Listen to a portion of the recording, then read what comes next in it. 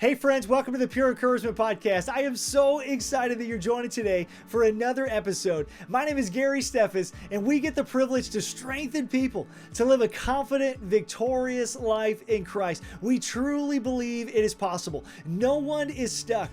No matter what fears or anxieties or insecurities or stresses you might be battling, no one is stuck. And so this podcast is dedicated to strengthening the men and the women of God to live a confident, victorious life in Christ. And today I get the privilege to sit down with a dear friend and an incredible brother in Christ, Garry Unger. Garry set the record for the most amount of NHL games played in a row. The record used to be in the 600s, and Garry blew past that all the way to 937 consecutive games. He is mentally tough. He's incredibly gifted. He has an amazing story of coming to the NHL and then playing across 6 different teams, and all of his journey within that of coming to Christ, how he came to know the Lord and become bold in his faith, sharing his faith on hockey night in Canada in front of so many different people who are watching. Garry is an amazing man of God. He inspires me. He encourages me. I love this man, and I had an amazing time sitting with him in this interview. If you're a hockey player, you're going to absolutely love the story that he shares and hearing what it was like in his day from 1967 to 1983 and how that compares to our day currently as players. It's going to encourage your soul. And if you're not a hockey player, you're going to be inspired as an elite athlete or elite competitor, what it looks like to be mentally tough through some of the challenges of life. And if you're not an athlete at all, you're going to be encouraged by a faith story about how God moves in people's lives and draws people to himself. And so every one of us can take something encouraging from this interview. I pray it encourages your soul, friends. Let's live a confident, victorious life. I can't wait to see what God does. Let's get to the interview. Oh, my dad was in the Army. So we lived in the Army camp. We lived in a place I was born in Edmonton. Our Army camp was called Greaseball, which is one of the wars that were fought overseas.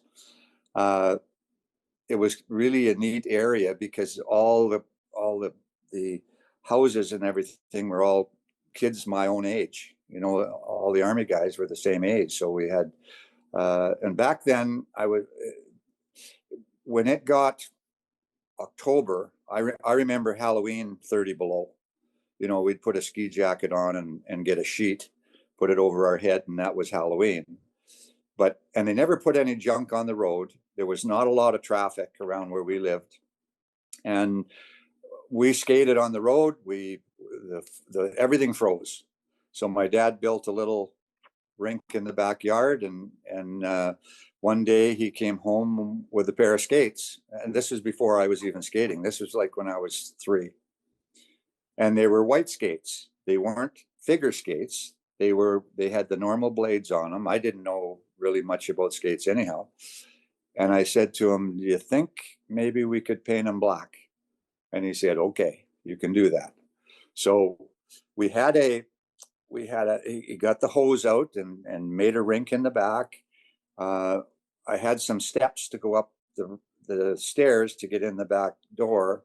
And it had a black railing, a metal railing that went up to hang on.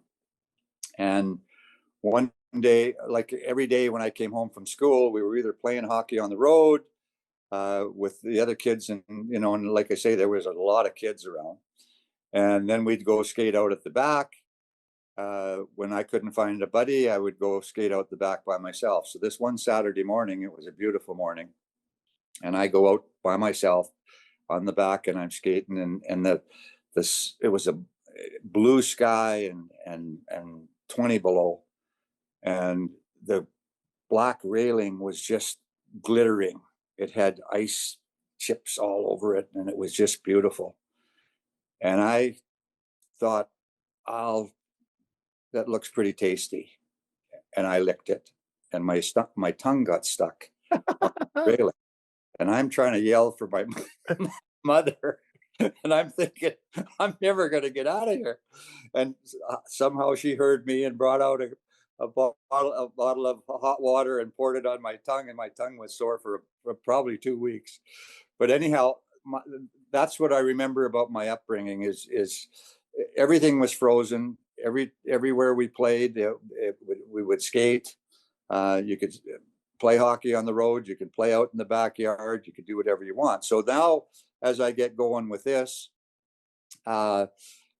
he came to me one day again, and I think I was probably, maybe by this time I was maybe 7 or 8.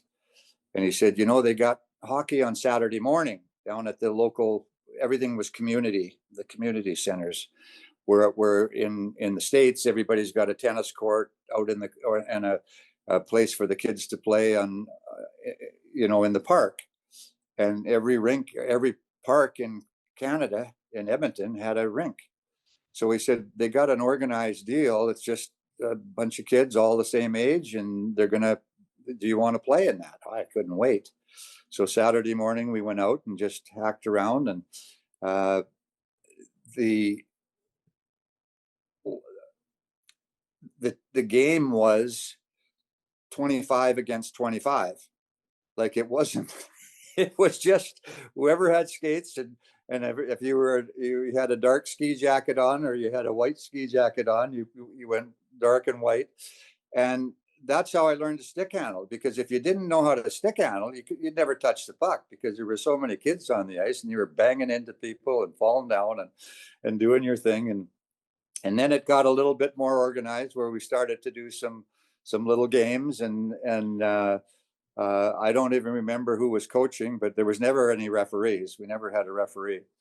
And that's how I started. And as I moved up in that, I remember the big team in town was the Edmonton Oil Kings, which was a junior team in the Alberta Junior Hockey. Actually, they weren't in the Alberta Junior Hockey League. That hadn't started yet.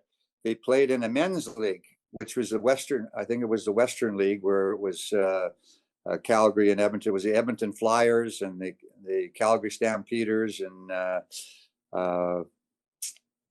different teams like that. And the Oil Kings, there wasn't enough junior kids playing in Alberta to be good enough to play against the Oil Kings, because they were really good. So I remember, I was about probably 8, and my dad took me to an Oil Kings game. And the kids all used to hang around down by where the Zamboni came out. There wasn't security like now, and you could get all over the place.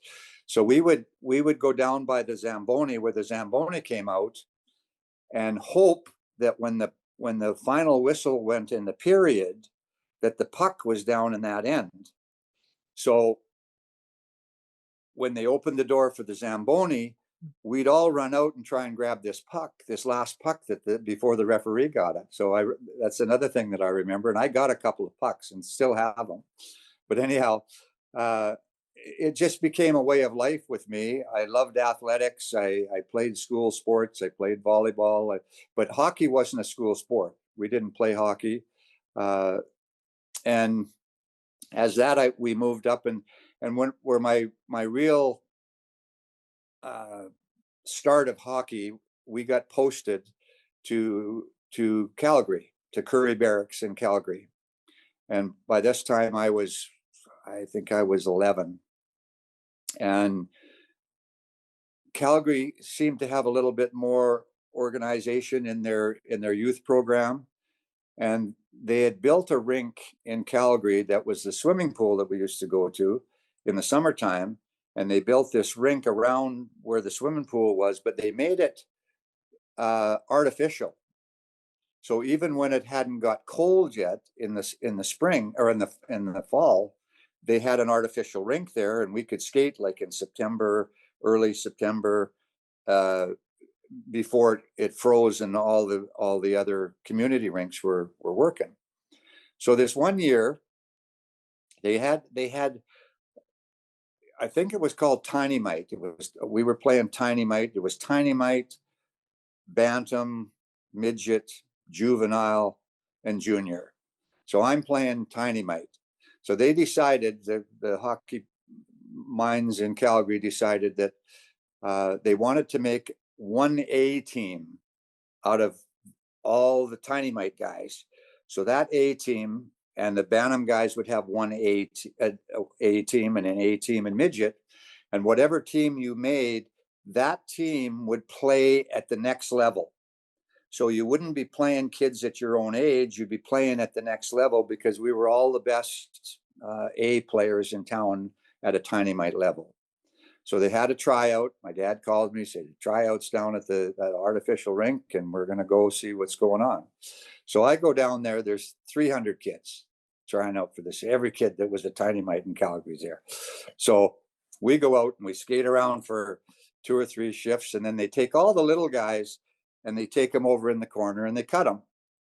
I hadn't grown yet, so I was a little guy. So they took us over into the corner. I got cut, and I'm looking around and I'm thinking, they have no idea who they cut. I mean, all these guys go off the ice. I go back into the line, and now I'm playing again. So we go around again, take all the little guys in the corner, cut them. Well, they did this 3 times. I got cut 3 times, 3 or 4 times. And then finally we were down to, 35, 40 guys. And I'm still, but I was a pretty good skater, so I could still skate with these guys. And I'm now with 30 guys, and now they're going down, and I'm still playing. And they end up putting the names up on the board, who made the team out of these 40 guys. And my name's not on it. And my buddies were on it. And my dad, we're leaving the rink, and I didn't make the team. The rink that I played at was like right across the street. It was South Calgary Community Center. That's where I'd played the year before. And my dad said, well, what do you think? And I said, well, I would have liked to have made that team, but I know that rink's going to be having a team here in about 2 weeks. I can play there. I mean, hockey's hockey. So it was kind of a defining moment for me, because I could have quit. I could have said, nah, if I can't make this team, I'm not going to play. But I didn't care. I just said, well, I'll just play community hockey. So I went to play community hockey with South Calgary. Now we're in November, and I come home from school, and my dad says, hey, that team that cut you 5 times, they got a bunch of injuries this weekend. They want to know if you want to play for this team. And I said, yeah, that's a couple extra games that I can play this weekend. So I go with these guys. Now, I was born in December, so I was already a year behind. And then when they put us up in this next league, like, I've got a picture of me and the guy that played the wing with me, and it looked like a midget, which was me, and a guy that was a real player sitting there. That's a picture I got. I couldn't believe how big this guy was. I couldn't believe how big these guys were that I was playing. So we get in this game, and I get a hat trick. So then we play in the afternoon. I get a couple more goals, and all of a sudden, this team that I got cut 5 times from, now I'm playing. Now I'm on the team again.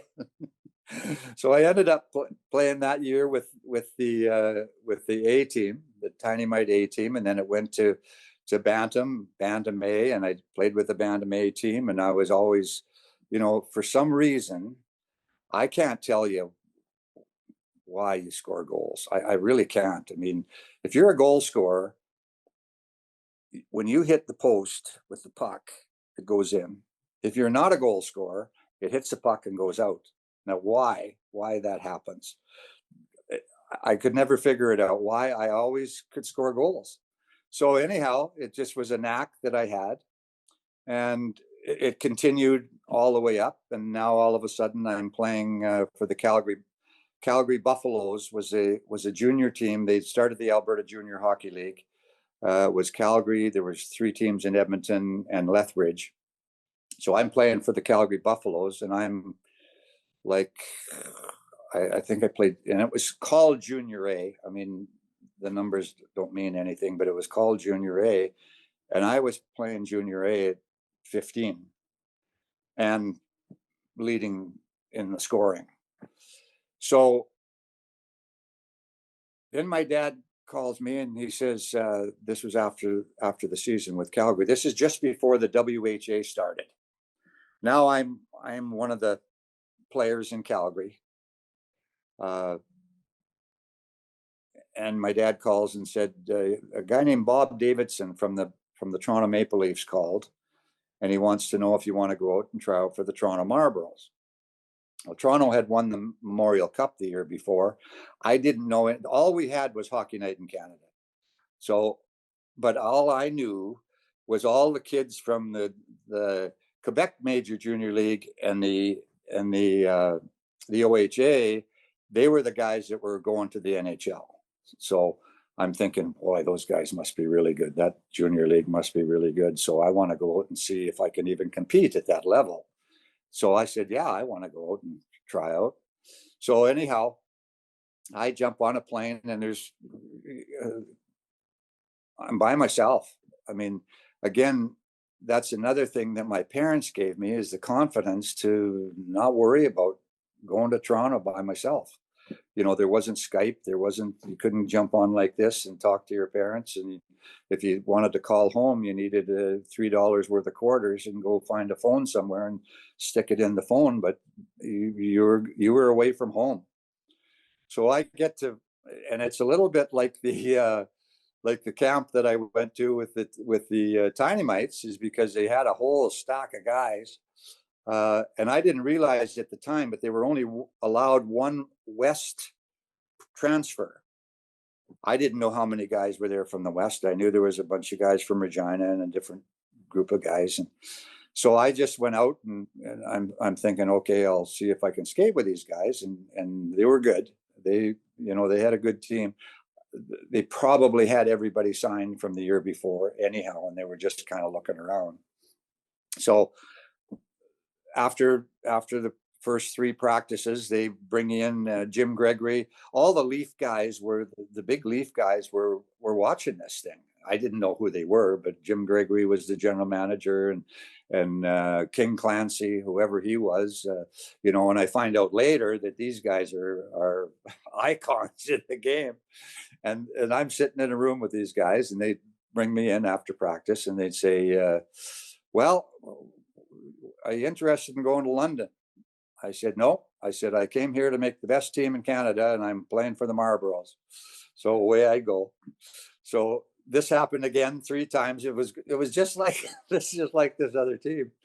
So the 4th time they brought me in, and now they got a little fat guy sitting over in the corner, and he was a new guy that wasn't in the dressing room before when they were doing this. And they said, well, what do you want to do? You want to go home or you want to go to London? And I said, well, I guess I'm going to London. Is it in the same league? And they said, yeah, it's in the same league. I said, who's that guy? He said, that's, he was a Hall of Fame goaltender, Turk Broda. He was the coach of London. So he was probably the guy that kept saying, he was scouting the team, and he kept saying, I want that guy to go to London. So I ended up going to London, which worked out really well because the Toronto guys all lived all over Toronto, and they had their own home set and everything. And when I went to London, a lot of the guys were, from different places. So we were a little bit more of a mix of guys that were away from home. And I had a pretty good season in London. The other thing that happened was that Punch Imlach's kid, his name was Brent Imlach, and we called him Pinch. He got stuck on the London team too. He wasn't a very good player. He was okay, but he was playing there because his dad was coaching the Toronto Maple Leafs. Well, his dad would come down and watch the junior team because his kid was there, and now he's watching me. So I got some exposure from the Leafs that way.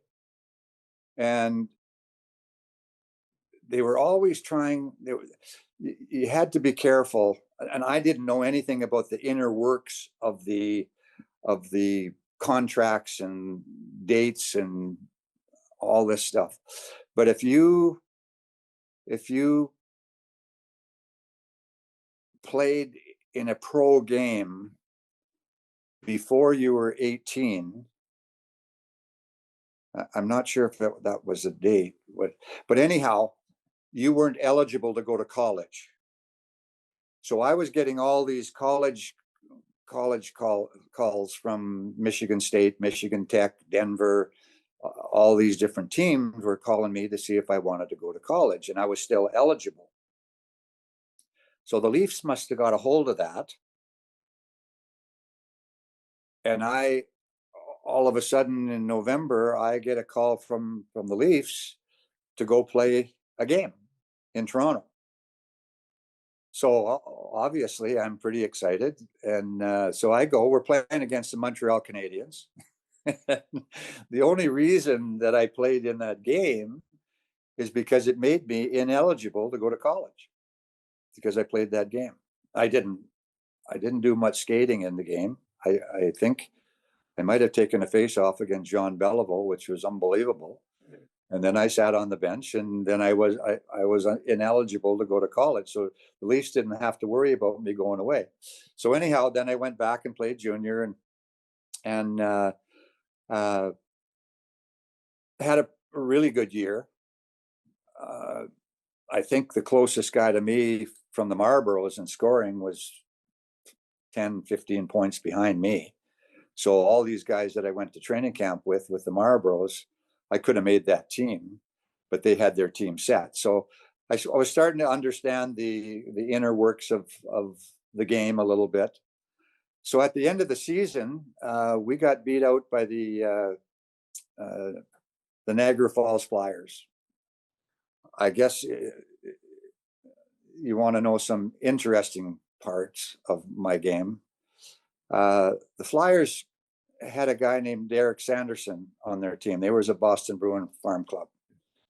And the year before, I think they were playing the Oil Kings, or 2 years before, or whatever, they were playing the Oil Kings in Edmonton. And there was a big brawl, and Derek Sanderson suckered a guy named Bob Falkenberg. And all of a sudden, in the hockey world, Derek Sanderson was the toughest guy in junior hockey because of this deal. So, okay. So now we get to the finals. I'm a geeky looking guy. They snuck up behind me. They tried to shave me when they had the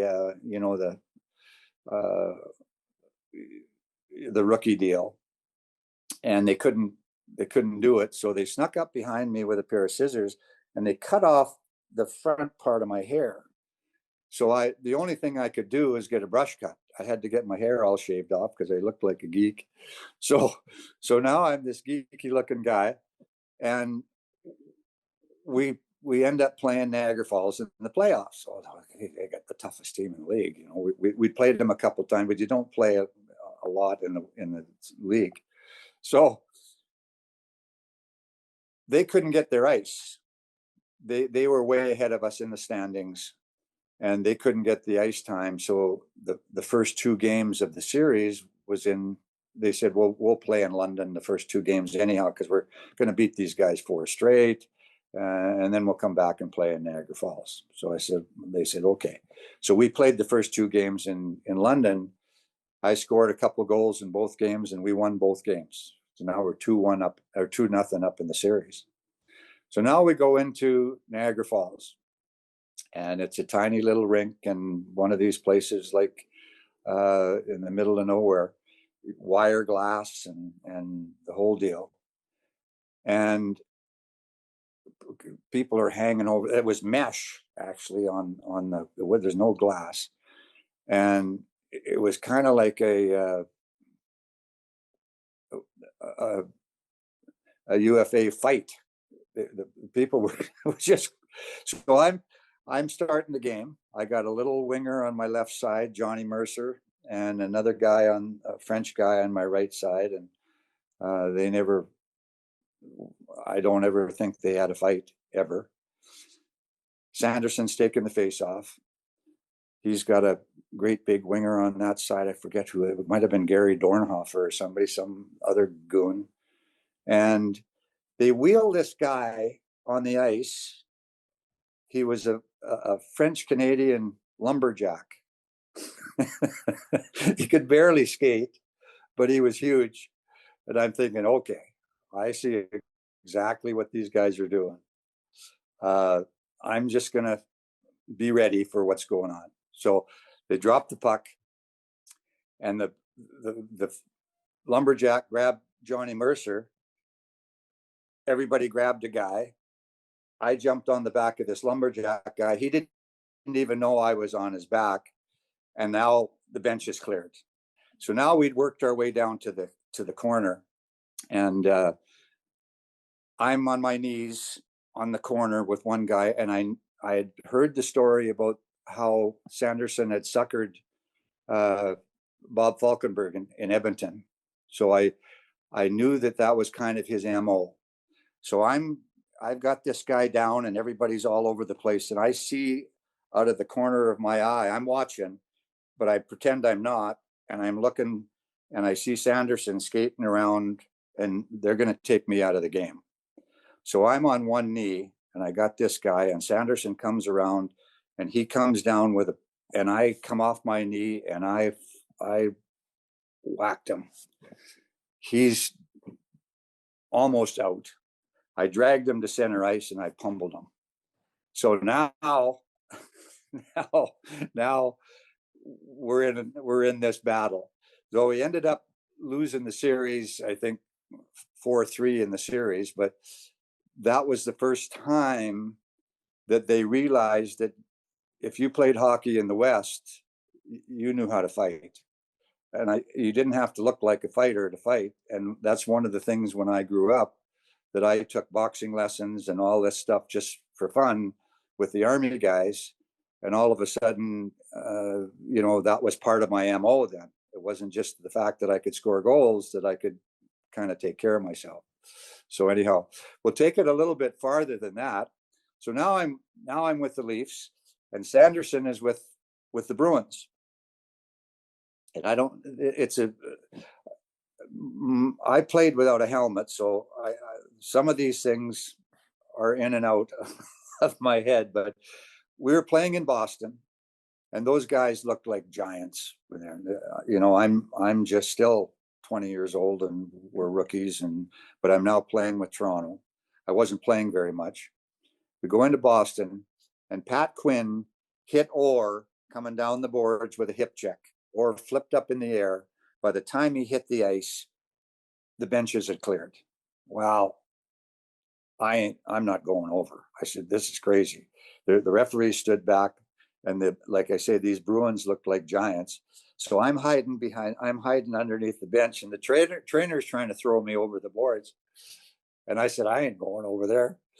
And then I looked out on the ice, and I saw Sanderson in the thing. So I jumped over the boards, and I grabbed him because I knew he didn't want to fight me.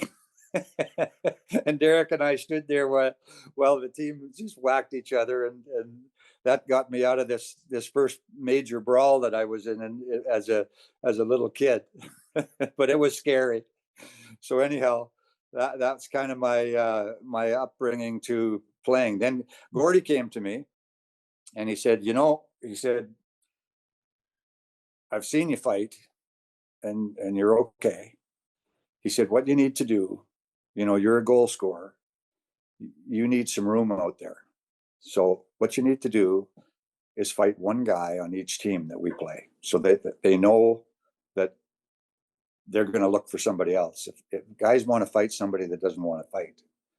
So that's what I did. I went out and got in a couple fights and did okay. And I was pretty good with my stick. So I got some room out there, and it helped me when I was standing in front of the net, when they were allowed to cross check you in the back of the head and the back, and that part of the game. So it toughened me up for the game, but it helped me with confidence in being able to play, because I didn't have to play in fear of having to fight in the NHL, because it's scary. So there's some big boys out there. One time, the first fight I got into was with Serge Savard in Montreal, and he went down. I whacked him good, and now all the guys came, and now the referee's got me. He's holding me back, and once you're in a fight, your eyes roll back into your head, and you're just going nuts. the referees got me. And now the other team's coming down, and now they're in between me. And now John Ferguson is standing on the other side, and he's yelling and screaming at me. He's trying to get at me. And I'm telling him, let him go. I want to fight this guy. And I said to the referee, and they're holding on to him. And I said to the referee, if you let me go, I'm going to kill you because I don't want to fight that guy. So I didn't have to. But I learned a few tricks along the way and got some room on the ice. And all of a sudden, I was one of these players that knew how to score goals and play hockey. I guess I should tell you probably about when I got traded from Toronto to Detroit. Gordie Howe was my idol as a kid. It was kind of like I won the thrill of a lifetime. I was on a television show and I had to guess some points. And for that, you're going to get to play with the Detroit Red Wings in Madison Square Gardens on Saturday night. Okay, I won this deal. So I got traded with Frank Mahovlich and Pete Stemkowski and Carl Brewer to the Red Wings. And we're playing in Madison Square Gardens. It's the end of the season. It was trading deadline. And I go in, they had the chalkboard at that time, and I go into the dressing room and there's the lines up on the board, and I'm playing center between Frank Mahovlich and Gordie Howe. Well, 3 years earlier than that, I'm 19. So when I was 16, Gordie came into town for Eaton's. It was a sports store in Calgary. And every kid in Canada went down for his autograph, every kid in Calgary. And I sat on a chair, watched the line go down and down and down and down for about 3 hours while he signed autographs. And then when it got short, I jumped in the line to go get his autograph. And when I got up to him, I couldn't talk and I took off. I never got his autograph. So now I'm in Madison Square Gardens and he's my right winger. So I'm standing at center ice. We're starting the game. I'm looking up, I'm looking around. There's 20,000 people in the building. And Frank Mahovlich is on the left and Gordie's on the right. And Bobby Bond was one of the defensemen. And I think Gary Bergman was the other guy. Terry Sawchuk's in net. And these are all guys that I watch in the Hockey Night in Canada. I'm thinking, what am I doing? I looked down and they had my name on my stick because we had custom sticks now, because I was a cool guy and I was in the NHL. So I looked and I said, okay, there's a net down there and there's a blue line and a red line and the rink looks kind of the same as when I've been playing. I said, I love this game and I'm just going to play. And that's another thing that with the confidence that my parents gave me was that even though I was nervous, I knew I could handle it. And I just went out and played. And I played the last, there was only, I think, 15 games left in the season. I'd been sitting on the bench for the Leafs and been up and down and playing all over the place with the Leafs. And I was playing regular with Detroit, and I ended up getting a bunch of goals and some assists. And when I came to training camp the next year, excuse me, I had number 7 hanging up in my stall. And at that time, numbers were really a big deal. So I knew that they had some plans for me for the future. And that was kind of the start of my career because that trade from Detroit, I was just basically sitting on the bench and watching other guys play hockey. I went to Punch Imlach after I'd been there for a little bit. And I said, listen, I didn't come here to have a season ticket with the Toronto Maple Leafs and watch these guys play. I said, send me down to the minors, send me somewhere where I can play. I know I'm going to play in the NHL sometime, but obviously it's not right now. So let me play. So that's when my first year that I was with the Leafs, I hurt my knee in training camp. I had an operation on my knee. I went back and played junior. When I came back, then they sent me then I went with the Leafs and sat on the bench. Then I went to Tulsa. Then I went to Rochester. Then I came back to the Leafs. And then I got traded to Detroit. So I played on 5 teams in my first year of pro. And the time with Detroit kind of started my career. What's amazing is even amidst all of the 5 teams in your first year, you like earlier in your life, you could have quit and thrown in the towel. And at the same time, you could have got so discouraged in that moment that you throw in the towel and you quit and you're like, well, I'm just not made for this. And maybe this isn't for me. But what ended up happening because of that, it became this setup for you. You grew in character, you grew in ability, you grew in mental toughness. There were things that God was doing that you didn't even realize, and then your career takes off and you end up playing 16 years. You end up playing 1,100 plus NHL games. You become, a guy that basically sets the record for the Ironman. I still think you got it, Garry, knowing your story a bit. I'd love you to speak to that. But why don't you share a little bit about your Ironman journey and some of the lessons maybe you learned in that pursuit? And then I want to ask you about your faith. Okay, so let me tell you one story before I get into the Ironman thing. The You don't realize, and I mentioned this earlier, about how God gets into your heart just because Dad was dragging me to church and I was going to youth group and hanging around that atmosphere. One of the things that I never did was I didn't drink, and it was a culture in it was a hockey culture. So again, I didn't make a big deal about it. I went with the guys and did what they're doing, and it was okay. But I always got put in situations where I had to make a decision. I'm now on this Detroit team. I'm trying to be one of the guys. We had to be in the city the night before every game because there was only 70 games at that particular time, and that was one of the league rules. So we would practice in the morning, get on a plane, go to Boston, and when we got there, we all would go out for dinner as a team, get up in the morning, do our skate, and play. So we ended up going to Pier 4, and it was the whole team would go. And we're at Pier 4, and these guys had been in the league for so long. All these guys were veteran guys, and they all knew these players. And so we got there, there was pitchers of beer and everything sitting all around the place, and they wanted to drink a little bit before we had dinner.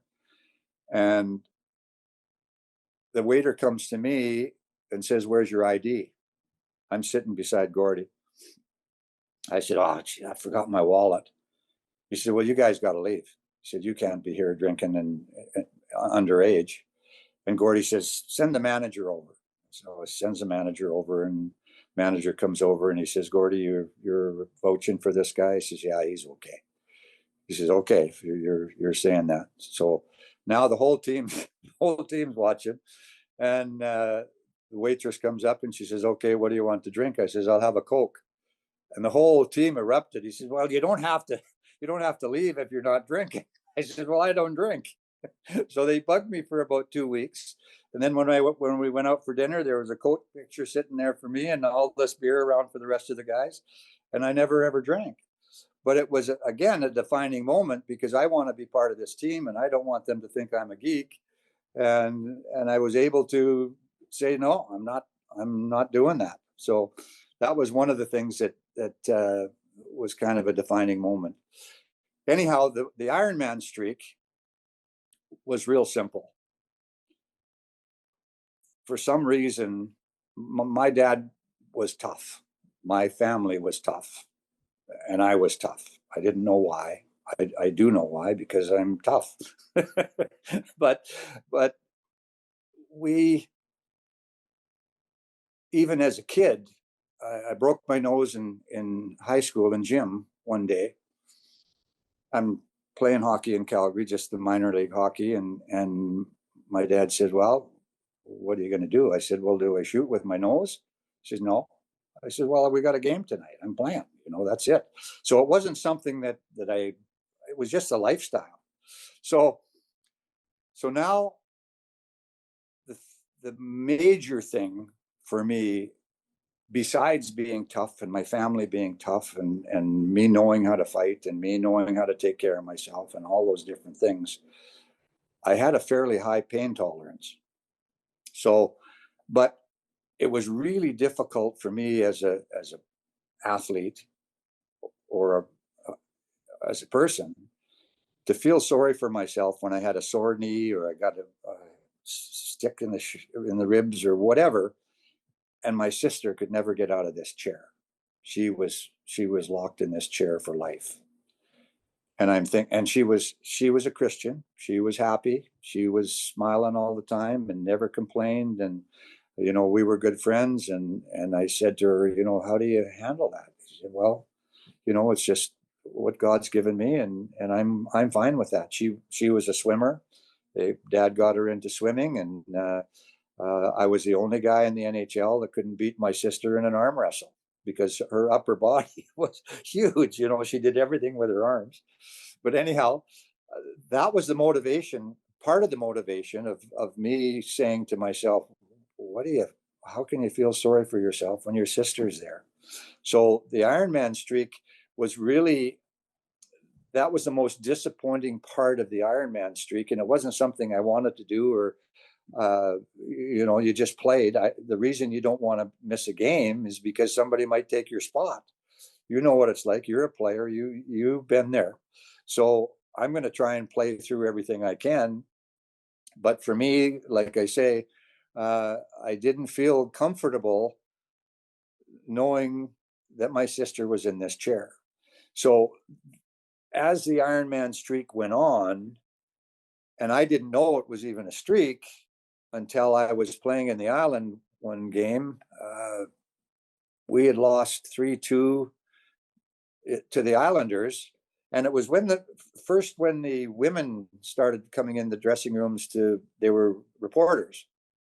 And I'm standing there, and this lady comes up to me and she says, congratulations. And I said, what are you talking about? I said, we just got beat 3-2. We needed those points. And she said, well, you just played your 500th game.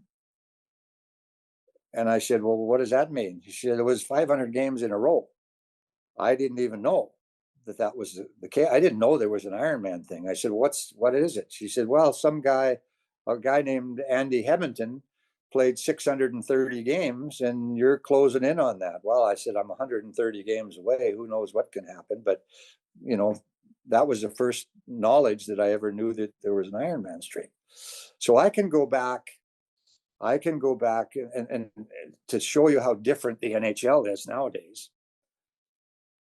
We got to go back to some of the little things that I went through. So we had trouble beating Boston in Boston, that little rink and those giant guys. So we go to train. We were at practice in the morning before we go to Boston. And Sid Abel comes in and he says, we got a new game plan. The centermen are going to hide behind the net while the play is going on. So we're going to play 4-on-3 down at the other end. And they're going to forget about you. And when they come down and dump the puck in, you're going to grab the puck and dump it out. So they'll never be able to dump the puck in. Okay. All right. So Alex Delvecchio was the first guy. He was the first centerman, and he's hiding behind the net, and the play is going on, and boom. And now it's my turn. So now I'm hiding behind the net, and the scrimmage is going on. And a guy named Ronnie Ellis, or not Ronnie Ellis, Ronnie played for Toronto with me, but Ronnie Harris. He was one of these guys. He was a bodybuilder, a great, big, solid guy. He a really good defenseman, but he'd scored 2 or 3 goals a year. He was more of a defensive guy. Somehow this guy gets a breakaway. So now I'm hiding behind the net and I'm looking out the side, see what's going on. And this guy's and I said, I can't stay here if this guy's got a breakaway. Well, he's got his head down skating. He gets just over the blue line and he's winding up for a slap shot. And I come out from behind the net and I reach down and I poke the puck off his stick. Well, he followed through, missed the puck, and hit me in the head with the shaft of his stick. And I was cut for 17 stitches. So my whole eye is hanging down. I go and get it stitched up. I get on the plane. I got an ice bag on my eye. I can't see anything out of that side. Again, nothing to do with the Ironman thing, but I want to play. So we get to Boston. I'm getting dressed, and the trainer says, the doctor wants to see you. So we go in the back, the coaches are there, and the doctor says to me, how you doing? I said, I'm good. He says, can you see? I said, oh yeah, I could see.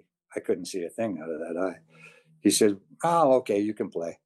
so, so that was the test to see if you could play. Now they got spotters up in the crowd, and if you bang your head on the boards, you're not allowed to play. So that was the mentality of the game at that time. So there's no way that I was going to miss a game unless I had a cast on my leg, because the doctors weren't going to tell me I couldn't play. I had another time in Detroit where I got the same thing on the other eye, and I went in and got it stitched up, and I couldn't see, and I had the bag on my eye, and I played the third period, and I said to Tommy Woodcock, I said, I still can't see. He said, it should have been down with all this ice. He looked at it and he said, he stitched the lid of my eye to the corner of my eye, and it was stitched over so I couldn't see anyhow. So they had to cut it again and restitch it.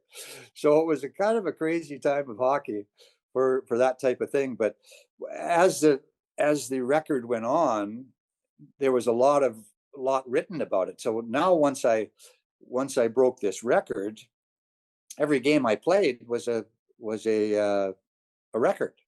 Once I got past the 630, I think 631 was probably the record. So a lot of media guys would write about me, and there was a lot of stuff written about my sister, and my mother was involved, and so now it was kind of a family thing. That was the biggest part about breaking the thing.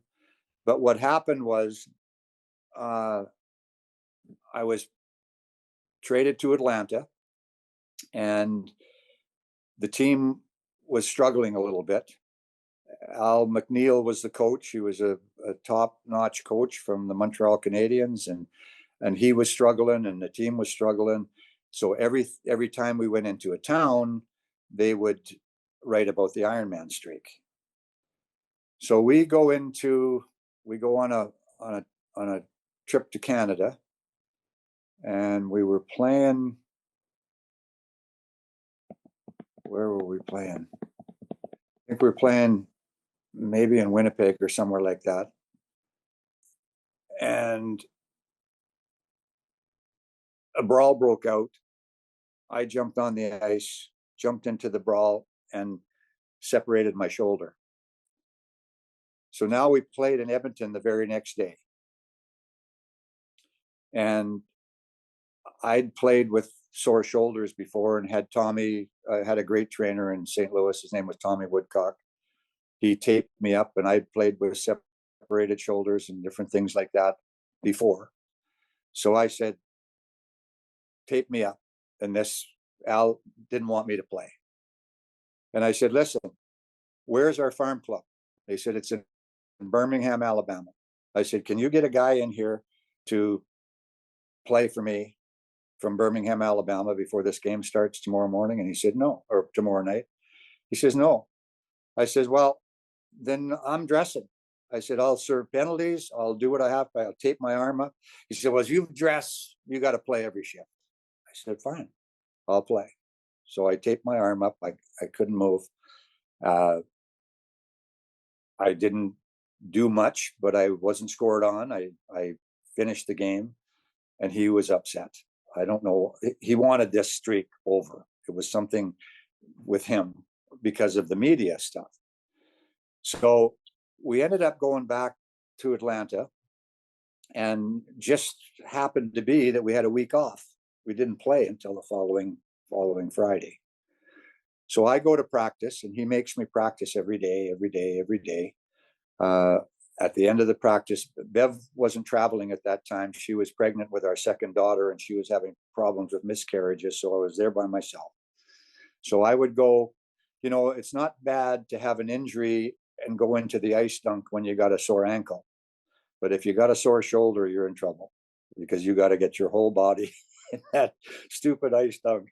So anyhow, I went every day, heat, ice, after practice, all this stuff. And by the end of the week, my arm was good. So now we've got a home and home. It's just before Christmas time, December. We're playing St. Louis. home and home. Friday night was in Atlanta. Saturday was in St. Louis. Friday morning, we go to practice. He calls me over and he says, I want you to take some slap shot. I want to show me you can do a slap shot, which means I had to move my arm way up in the air and all this stuff. I said, I'm fine. I said, it's fine. I'm taping it up. I can play. He says, no. He says, I want you to get checked out by the doctors. I don't think it's any good. So they didn't have at that time, they didn't have the doctors that lived right in the dressing room with us, and they were all around all the time. I had to go down on the game day, go to the doctor's office, have the doctor check me out, come back with a little slip saying, here, coach, I got a slip from the doctor saying I can play. So we play that game and we got beat 5-3. We didn't play very well. We jump on the plane, we go back, and I remember thinking, well, at least my arm's better. We go into St. Louis, warm ups. I thought the same thing. My arm's feeling really good. Get in the game. First period, I don't get on the ice. Second period, I don't get on the ice. Cliff Fletcher comes to me in between periods and he says, I thought your arm was better. I said, it is. He says, well, okay. So I go into the third period. Now we're in the third period. We're winning 7. I knew I wasn't going to get in the game. So we're winning 7-2. And the guys are coming to me and saying, listen, take my shift. And I'm saying, I'm not doing that. I said, it'll cause I'm going against the coach. If that's what he wants to do, I'm not doing that. So I'm fighting with the guys on the bench, and now I'm sliding up and down, and now I'm in the middle of the bench with about probably a minute left to go in the game. The crowd is standing. It's in St. Louis. I never missed a game in St. Louis. I never missed a shift in St. Louis. The guys are standing. The puck comes right where I'm sitting. 2 players, one from each team, comes to where the sticks are flying up. I jumped up, and the coach thought I was jumping over the boards. He grabbed a hold of me for the last 10 seconds. The crowd is yelling, and he's hanging on to me so I can't jump over on the ice. And that was the end of the Ironman streak. So anyhow, I'm disappointed, obviously. And I had my farm in St. Louis. Bev was still there because I told you she didn't travel that year. And we had a break for Christmas time. So after the game, we went home, had a bite to eat, went to sleep, and I couldn't sleep. And I got up. It was freezing cold morning. I got up and I went and got my horse, saddled my horse. It was about 6 o'clock in the morning. And I went for a ride around. I had 200 acres. I had quarter horses and motorcycles and, all these things that I wanted to have as a kid, all this junk. And I'm riding my horse on this farm and I'm thinking, what really happened here? My parents are still alive. It wasn't a car wreck. Nobody got killed. I missed a hockey game. That's it. And at that point, I said, it's over. And I called home. My mom was crying. I said, listen, it's just a hockey game. It's done. And I never, ever talked to him about it again. I never talked to him about it. I never, caused any problems. I just went on and I never missed another shift with that team. Went on to play, I don't know how many games after that. I mean, whatever. But anyhow, that was the Ironman streak. But it wasn't something that it was no different than any other guy that played the game, yourself included.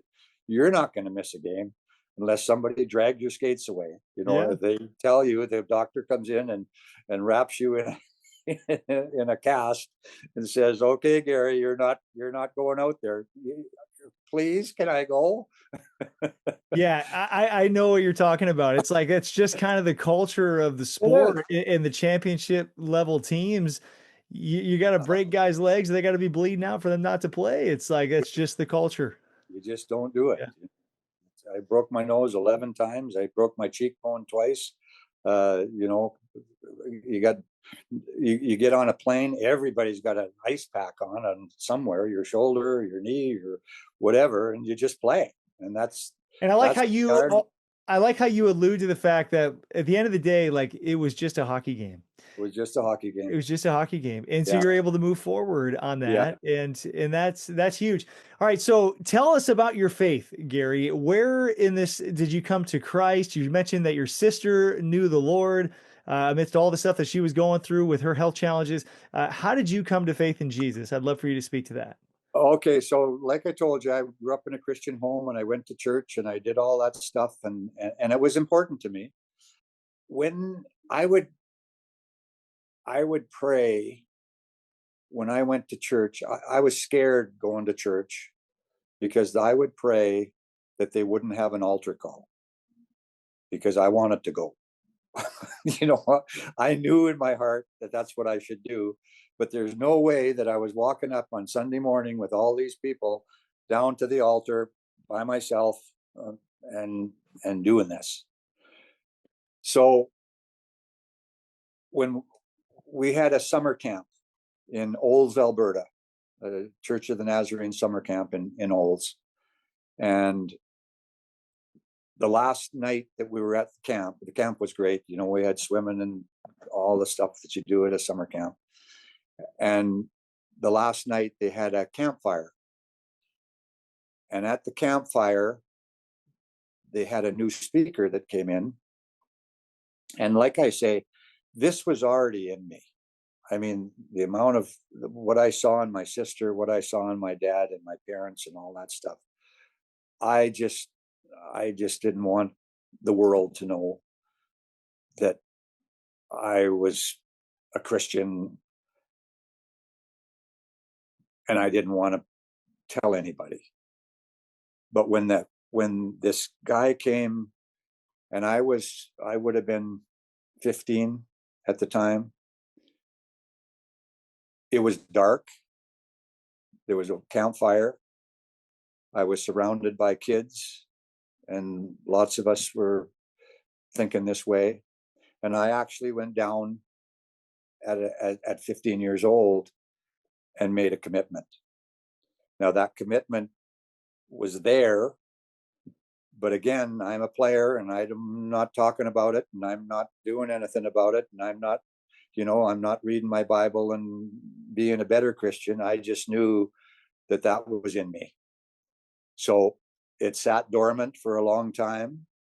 I did some crazy things when I played, and I was right along with the rest of the guys. One of the things that shook me was after I got married, some of the parties that we went to and some of the things that were going on were crazy. And I'm thinking to myself, this isn't right. This is not right stuff.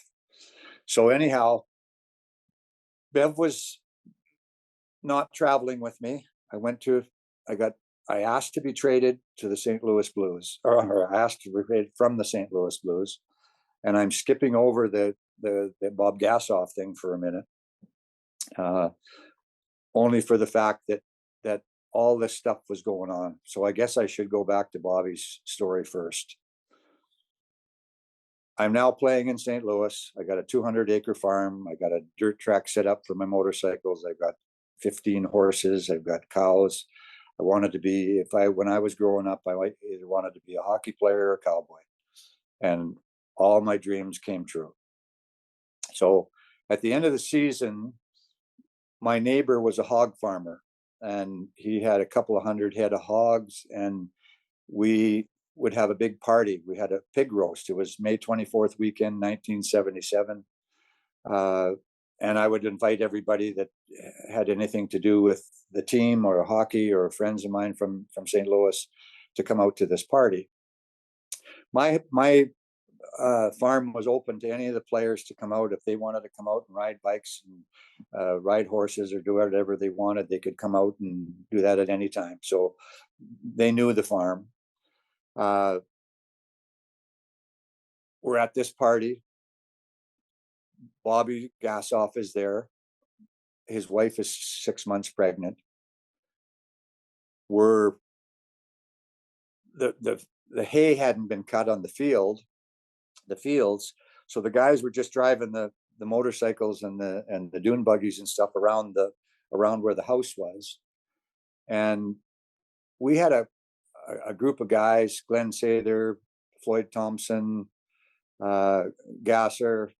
They were cowboys. They would come out and ride. I never saw Bobby even look at a motorcycle. So we're now into the afternoon. There was beer and drinks for everybody, and I see Bobby over trying to start one of the motorcycles. And I said, Bobby, I don't know how much you've been drinking, but don't fool around with those bikes. I said, we're going to eat in about an hour. He was hanging around with the guys that were roasting the hog and, telling stories and all that stuff. And somebody came and said, we need some more mix for the party. We got to, and we're going to eat fairly quickly. So I left and thought Bobby was done with the motorcycles. Well, Bruce Affleck was another guy, teammate. He was on one of my other bikes. My lawyer's son, two sons, had little bikes, and I had an easement across my property that was a gravel road, about a quarter of a mile before you got off my property. So because the hay was all up in the field, they got tired of driving just in that little area where the house was. So they headed down the gravel road. They got to the end of the gravel road, and they stopped at the end of the gravel road, and the little kids said, listen, we got no helmets on. We're not allowed to drive on the blacktop. And Bobby said, don't worry about it. We'll just go up to the end. The little town was called Villa Ridge. It was up on the corner. We'll just go up there and turn around and come back. So let's take it back to the playoffs. So now we're the same year. We're in the playoffs. We're playing Minnesota in the playoffs. We're down 3-2 in the series, playing in Minnesota. The last game was in St. Louis. We go into Minnesota and win game 6. So now the series is tied. We go back to St. Louis for game 7. There's a ramp that goes down the old St. Louis arena. The kids there was always a bunch of kids waiting for autographs and things like that. And we would walk in the back door to get to the dressing room. And when you're going to the game, I said to the guys, I'll sign one here and here and here, but I'll be out after and I'll sign your autographs. As I was signing autographs, there was a kid about 12 years old standing over in the corner. And he said to me, do you know where you're spending eternity? And I said, yeah, don't bother me. I got a game to play. I'm focused on game 7. We play the game, and now we're at this party. Bobby Gassoff was the toughest guy that I've ever played with. I've jumped into fights when we had brawls. I've jumped into fights to help the guy on the other team, because if it was let go, he'd have killed him. He was a really good friend. Him and my wife were really good friends. And like I said, he was a cowboy. He never bothered with the motorcycles. So now they're at the end of the thing. They go up. In Missouri, they don't have mountains like the Canadian Rockies, but they got hills, the Ozark Mountain Hills, where you come up over a hill and you're driving a car, and all of a sudden there's a car on the other side.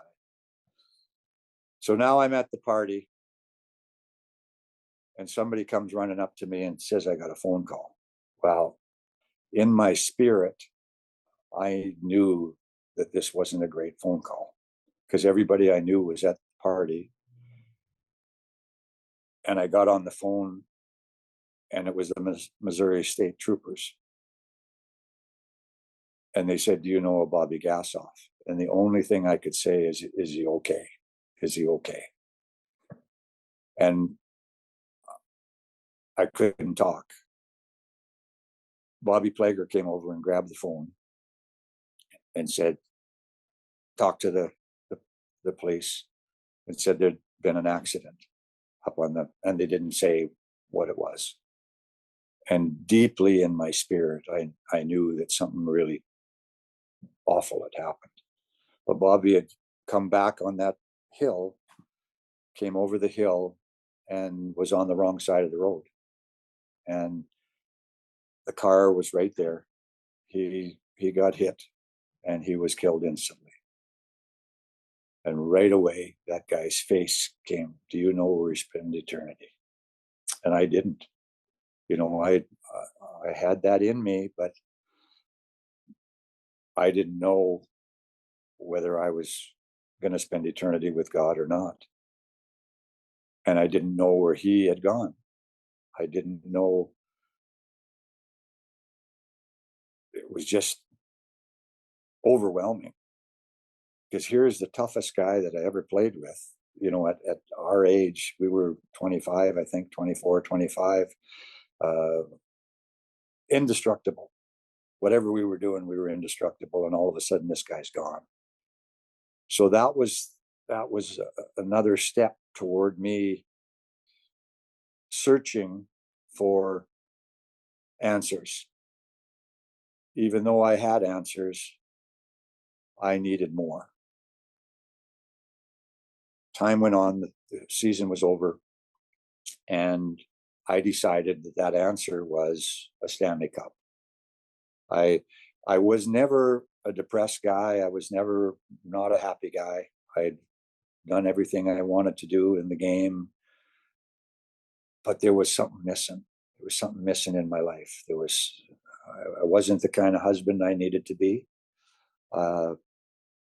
And I got away from all my learning in Calgary from my parents, but I knew it was still there, because on other little decisions I would make, I'm saying, why am I making this decision instead of this one?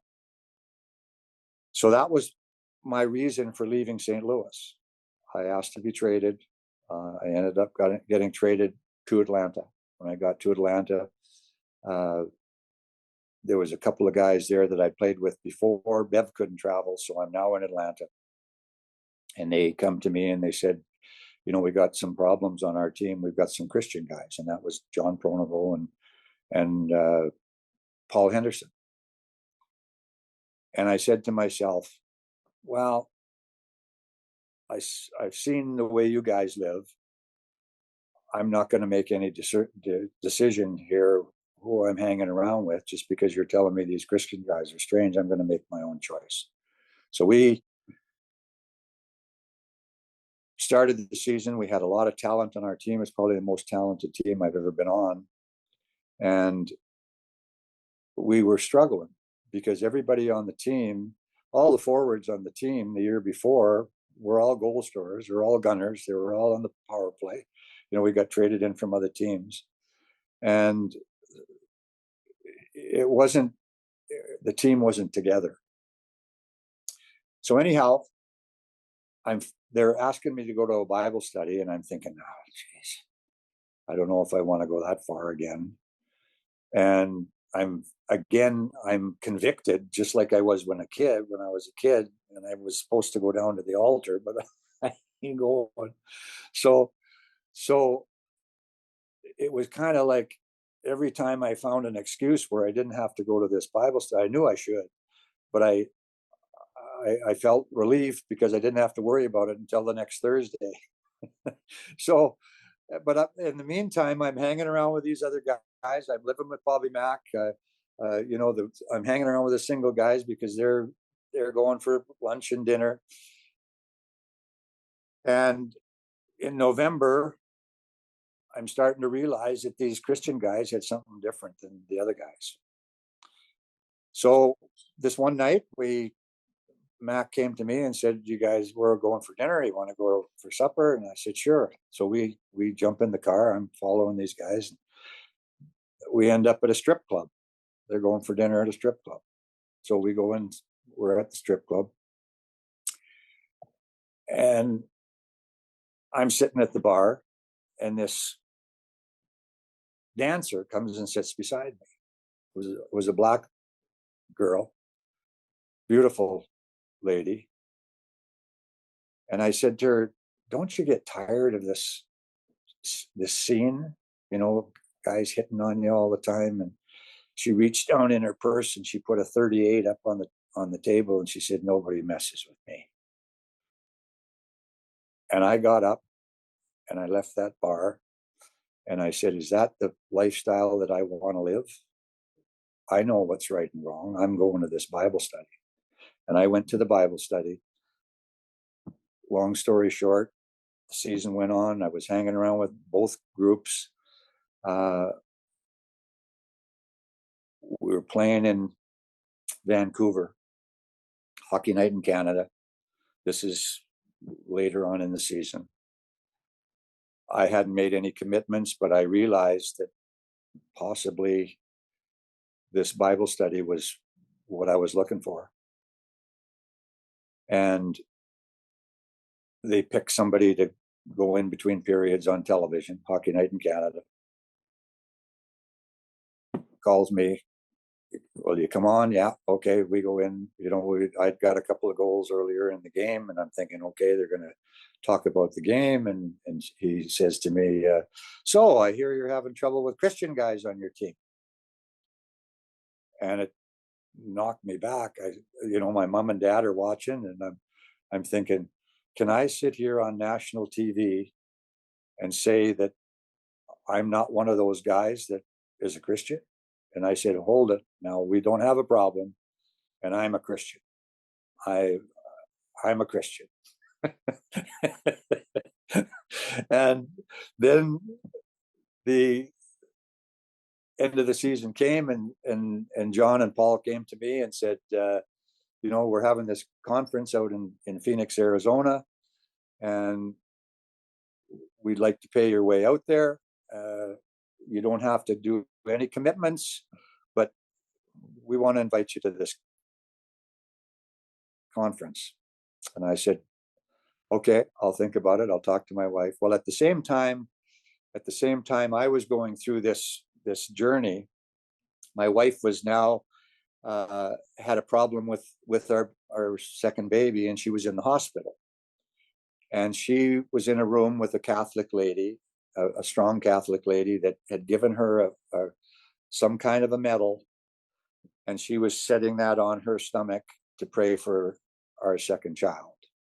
So she was going through her own spiritual awakening in St. Louis, while I'm going through this in Atlanta. So at the end of the season, I said to Bev, would you be interested in going to this conference? She said, I'm not going with all those preachers that I see on TV asking for money and all that stuff. I said, no, I don't know if it's like that, but I think we need something to strengthen our marriage. I think maybe this might be. I told them about John and Paul. I was roommates with them during the season, and they had their little Bibles, and we were talking, and I said, we need this for our marriage. She said, well, I'm not going if you don't take me to Florida, because that was kind of the deal at the end of the season. We all went to Florida. So I said, okay, we'll work out the logistics. Darcy Rhoda was another player on the team that was touched by the Bible studies. He was single at the time, so he said, I'm going to. I said, okay, if you're going, I'm going. I'm going to talk Bev into it. So there was a deal called the Superstars. It was a TV program. There was one in the States that I did earlier than that. It was a bunch of different events and athletes from all over the place, and they were having a Canadian one in Toronto. And God allowed us to have that second baby when she was an inky baby. She was I think 3 pounds, and she made it through, and now we had our first daughter at that time was 5, and then we had this new little baby. And she said, well, I can't take the baby all over the place. I said, well, we can take her to Florida. And we had some friends in Windsor, Ontario, when I was playing with Detroit, that were really close friends of ours, Jim and Arlene Snively. And I said, let's go to Superstars in Toronto. We'll go to Florida, and then we'll go to Phoenix. She said, well, okay. So we do all that stuff, and we end up in Phoenix. So we get there at the nighttime, and they're passing out all the books, and we're looking around, and all these football guys are there. There was only a couple of hockey players. John and Paul were there, and the guy that I was traded for in St. Louis, Eddie Kia, was there. Great guy. So we're looking at we're having dinner, Darcy and I and Bev, and we're looking at this paper, and it says it starts at 7:00 in the morning with the breakfast down by the pool, and then the meetings start at 9, and then they go to 10, and then they go to 11, and then 12, and there's a break, and then there's some more meetings in the afternoon. And we said, oh, yeah, they said that we only had to go to one meeting, so let's go to the first meeting, and then we'll go back to the pool. I said, okay. So we go to the first meeting, and there's a guy named Gary Smalley. He's a marriage counselor. Well, that's the reason I was going there, because, you know, the lifestyle of a hockey player and all this stuff that I told you was going on. And I never had a problem with drinking or anything like that. But my marriage I wasn't the father that I needed to be. So anyhow, this guy's talking about camping, and he's throwing in verses into this camping thing. And the more this guy talked, the more it was like there was nobody else in the room. He was talking right to me, and talking about how I was supposed to treat my wife, and what kind of a husband a Christian man is about. And we never missed another meeting. I mean, we're both, Darcy and I were just right there. So we go up to the room after the day, and they had the guys over here and the wives over here, and they were doing different things. And some of the things I was with her, and some of the things I wasn't. And I said to Bev, what do you think? She said, this is it. I said, I didn't come here to fill that void with a Stanley Cup. We came to fill our life with Jesus Christ. And we both made a commitment at the hotel, and we never missed another meeting. I mean, it saved our marriage. I mean, I guarantee I would not be married today had this not happened. But the mindset of me thinking that this void in my life was going to be filled with a Stanley Cup was what a lot of people think. They want stuff. They want things. I had all the stuff. I had everything. I wasn't unhappy. I wasn't, I answered all my dreams. I was an all-star player. I was doing what I love to do. And Jesus Christ is what I was missing. So that was it. Garry, hearing your story about coming to Christ, it really ministers to my soul. You have the world. And Jesus said, "What does it profit a man to gain the whole world and yet forfeit his soul?" And but your journey was so much more than just that moment. I mean, this was a journey your entire life, growing up around walking with God, but then learning to be bold to own your faith in front of many other people, in a culture that really was resistant to Christianity, in fact, made fun of Christianity and was picking on the guys that walked with Jesus. And you're going through this entire journey of learning to be able to stand firm against peer pressure. What kind of life do I want to live? You go through this tragedy with Bob Gassoff. All these different pieces of your story come together to culminate in this moment where you have full conviction that, yes, Jesus is the one that's going to fill the void, and you give your life to the Lord. And that is so encouraging to me to hear that. Being a guy that didn't grow up walking with God myself, to be able to resonate on those moments, it's like that is the climax of the story, is that you came to Christ and he filled the void. And then obviously so much came from that. It inspires me, Garry. Thank you for sharing. Well, you know what? There was a point that I came to that I said, okay, if this isn't true, if Jesus isn't Lord, if he didn't die on the cross for me, what have I lost? Nothing. But if it is true, and now I know the story, and I know I am the way, the truth, and the life, and no one gets to the Father except through me, and I know that, and it is true, I've lost everything. Hmm. And the other thing that was that I saw so many guys whose self-worth was the fact that they were a hockey player. And if I was ever one guy that was able to say that, because I was a famous guy, what happens when that self-worth, or what happens to that self-worth when you're not a hockey player anymore? And that was my story, Gary. I was a guy that felt my worth and value was completely tied to my sport, into my Right. stats, into what Yeah. coaches thought. And when God grabbed my life, it radically transformed my life. The fact that I am not defined by this sport. It's Yeah. not my self-worth. No, I am who God declares me to be. Hockey is something that I do. It's not who I am. That changed everything in me. Everything.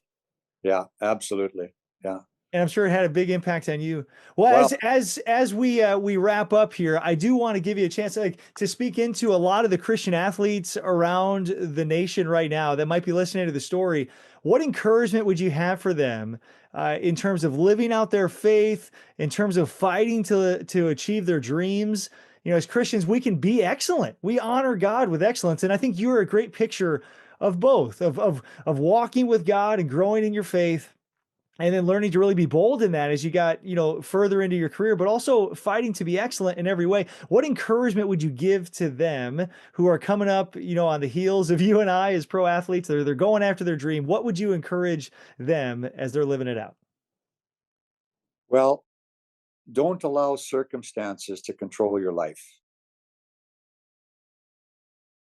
Life isn't easy, and it's a lot like playing hockey. There's ups and downs, and there's things that come along. There's easy times to quit. If you decide that you want to play hockey, if that's what your life is about, or whatever other job that you want to go after, things are going to get in your way. Things are going to, there's going to be obstacles. There's going to be times when you're saying, I don't think this is worth it.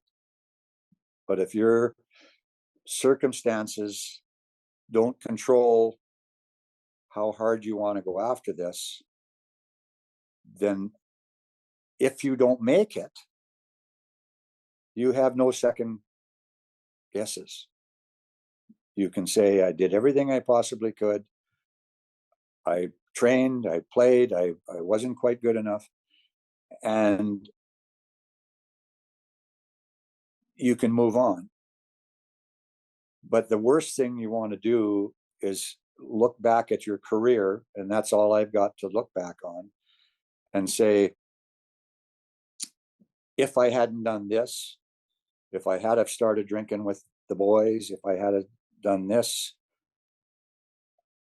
or I could have played, I wouldn't have got cut.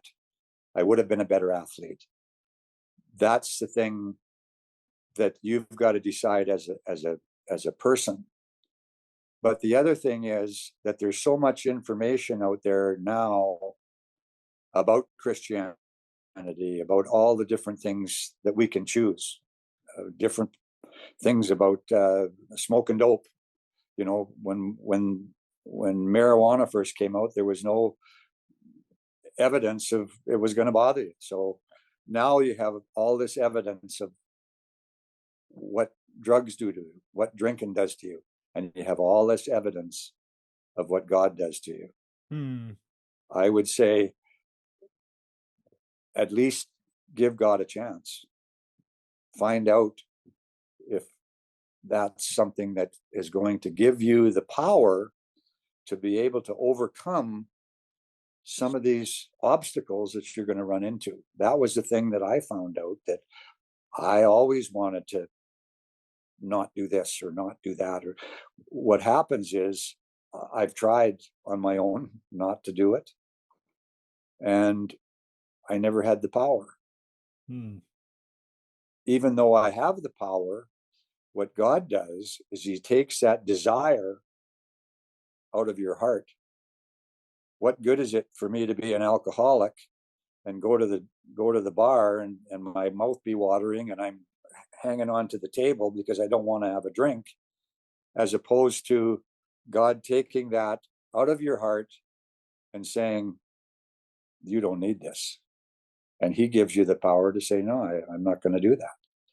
So you're now living your life as close as you can to the life of Jesus.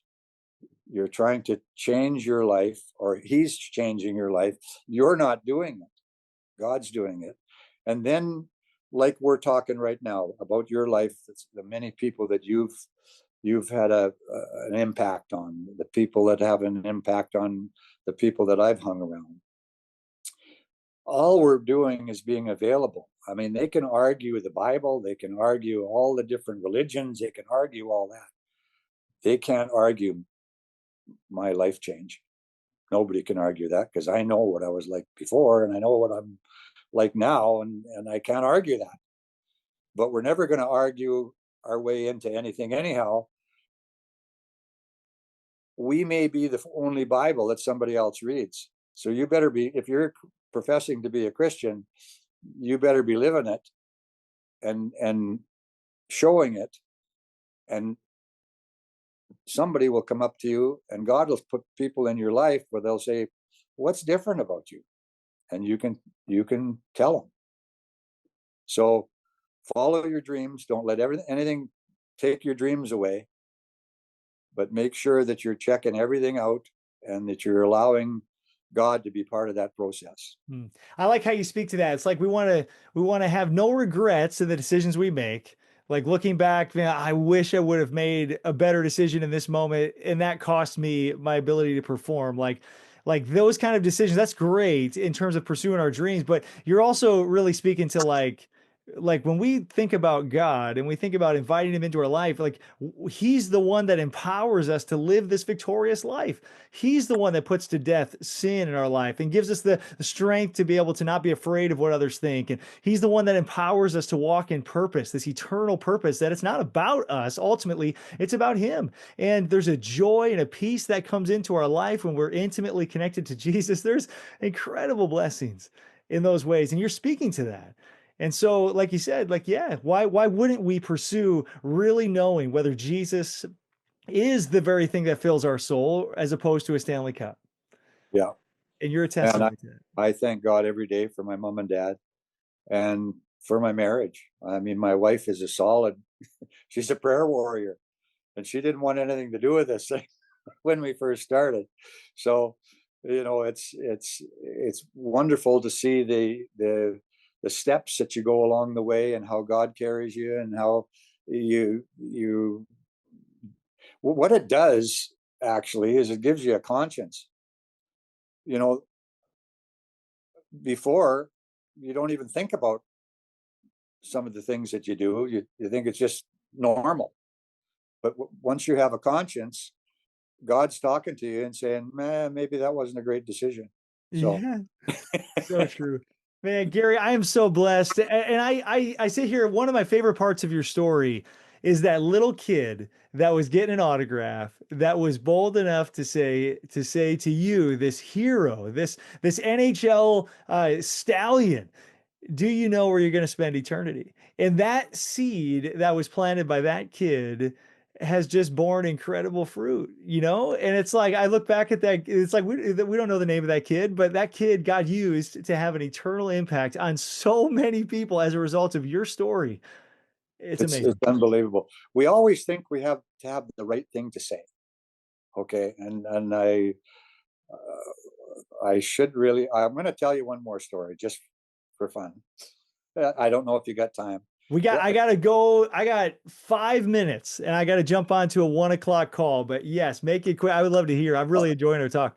I'll make it really quick if I can. I went over to Russia. I got a call from a guy that was taking a Christian hockey team over to Russia. We went to Donetsk, and we went to Murmansk, which is up on the Arctic Circle. Long story short, We were with the hockey team. We played games against the team. They had a salvation message written in Ukrainian, Russian, and English. Every day we would go to the city center. In Donetsk, we went to the city center with this paper. We had a praise and worship group with us. People would just flock in. It was 20 below. We're in red sweatsuits. Everybody else is in black. Each guy was talking to a group around. I'm talking with a group, and a guy's pulling on my back of my jacket. It's a little wee guy, Coke bottle glasses. He wants my paper. He takes this thing and he looks at it. He was Ukrainian, I think. And tears start coming down his face. And I said to myself, here I am trying to have the right words to say, to be this Christian guy that's leading people to the Lord. And all I needed to do was be standing there with this paper in my hand that this guy could understand. And I'll guarantee I'll see this guy in heaven. And I never said a word. We couldn't speak. So don't think that you have to be this unbelievable Christian that knows all Bible verses and all this stuff. Just be available. Oh, that's so encouraging. What a way to end it. Oh, Garry, that's awesome, man. Well, thank you so much. Thank you for inviting me.